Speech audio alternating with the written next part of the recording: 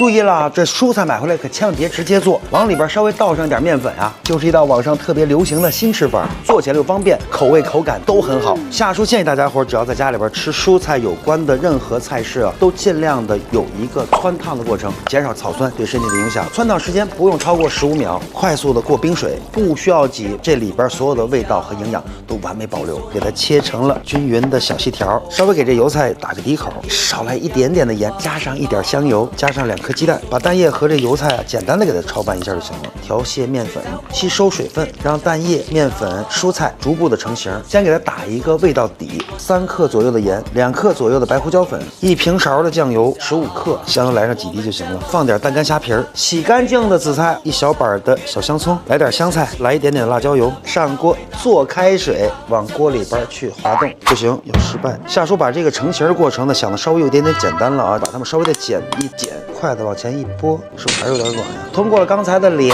次翻车啊，夏叔给大家再总结一下，一个是蔬菜要让它尽量的碎一点，刚才的面呢比较的稀，我们稍微的往里边又加了点的干面，一定让它有一点点的劲，它就能够更加顺滑完整，形成最棒的形状的。只要飘上来了以后就差不多熟了，面锅里边舀汤，冲到了已经调好的汤汁里。如果说你们发现了有什么好吃的讲的不清楚的，告诉夏叔啊，我先来踩坑，你直接拿去就用就行。